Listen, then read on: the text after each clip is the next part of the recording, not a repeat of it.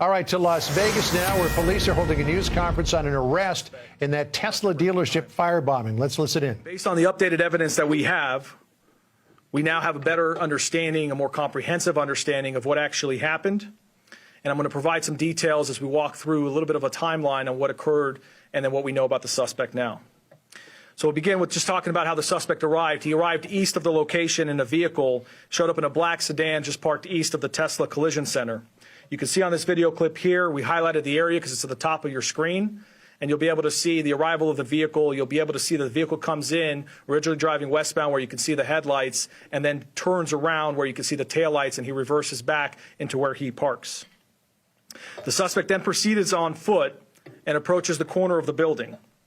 As you've seen before and as you've probably heard, and certainly as we're showing today, he attempted to mask his identity by wearing black attire, concealing his face, and wearing gloves. The suspect then began shooting the surveillance cameras with what appeared to be a rifle. You can see an image here of the suspect pointing the rifle towards a camera. At least 2 surveillance cameras were damaged by gunfire. And then upon shooting the cameras, the suspect proceeded to the front doors of the Tesla, and he began spray painting the words "resist" across the doors. I'll let this video play because you'll get a better shot of the suspect. You can see his description as he goes across the clear doors there, committing his act of crime.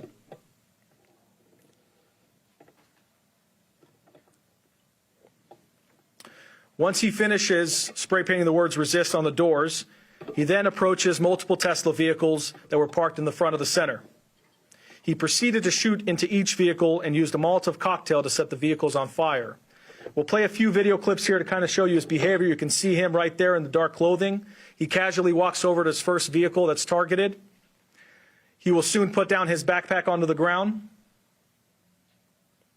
And then he transitions to the firearm. And you'll see him shoot into the vehicle. Once he shoots into the vehicle, he ends up going back from the vehicle to the bag and then back to the car, presumably picking up his item that he used to be able to firebomb the vehicle. We believe that was a Molotov cocktail. And you'll see in a moment here, the vehicle will ignite and ultimately fully engulf, causing severe damage.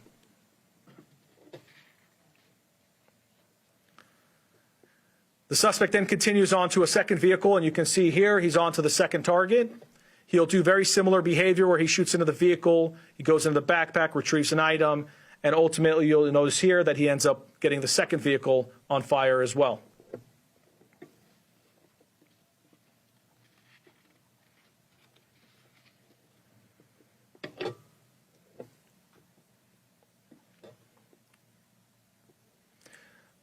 From there, he then proceeds to his third vehicle, repeats the same type of activity. One of the incendiary devices he was not able to ignite, which is one of the devices that we were able to recover. But ultimately, 5 vehicles were damaged, to include 3 of which were fully destroyed. You can see images of the vehicles here. And then you'll see here a drone video. This is from our Skydio drone, being able to provide an overview of the damage as well.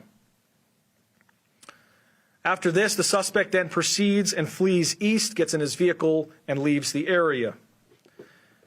As I mentioned earlier, this case has been worked around the clock, and Sheriff McMahill and Special Agent in Charge Spencer Evans have made it a top priority for our organization and put a tremendous amount of workforce behind it to make sure that this was dealt with in a quick manner.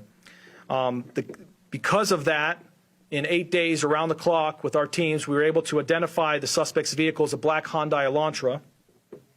You'll see a photo here. But what's important to point out here is that this was achieved through an exhaustive review of surveillance material, analytical data, and a canvas of over 700 locations across the valley, ultimately allowing us to piece together critical evidence with speed and precision. You can see on this image here, this is just one example of many where we're using the Flock technologies to be able to identify the type of vehicle, including very specific features of the vehicle that build up into additional leads and ultimately get us to the point of identifying the suspect and his vehicle. As of now, a preliminary assessment, and we have a lot of data to go through and a lot of investigative work that needs to be followed up on, but a preliminary assessment of the suspect's social media activity indicates some very loose but self-proclaimed ties to the Communist Party USA social media group, as well as social media groups called Revolutionary Communist International, Hidden Palestine, Palestine Action, and a variety of other social media groups. That is part of our investigation, is to dig further into it and to be able to determine additional motive and other potential concerns. At this point in time, the suspect was placed immediately on 24/7 surveillance by our specialized units to ensure public safety and preserve evidence. Additional evidence was collected as we continued our investigation, and the suspect was ultimately arrested yesterday evening. A search warrant was then obtained and served by the LVMPD SWAT team, which is by far one of the best, if not the best, SWAT teams in the country. They were able to do that safely and quickly. And as a part of their operation, we were able to conduct searches of 2 vehicles linked to the suspect's apartment, and we were also able to collect a buccal swab for DNA to be able to compare that to the DNA that we recovered from the scene. Our searches revealed numerous items of interest to include multiple rifles, a shotgun, a handgun, and miscellaneous gun parts. You can see a photo to my left of some of the items that were recovered. We also were able to recover ammunition in multiple calibers to include the caliber that was used in the crime. We also recovered numerous electronic devices, which our partners at the FBI are quickly analyzing. We also recovered a black gun belt with a pouch that had pink paint residue on it. You can see a photo of that to my left, as well as a black backpack with pink paint, face masks, and other articles of clothing that are consistent with the suspect's description.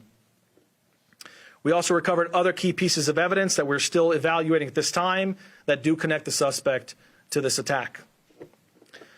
Finally, I will also say about the search warrants, we were able to do a buccal swab. We were able to, our lab did an amazing job quickly collecting that evidence and analyzing it. They worked through the night, nonstop, late hours, because they know how important this case is to our community. And ultimately, that DNA that was collected from our subject does match. It was a positive identification to the DNA that we collected on scene.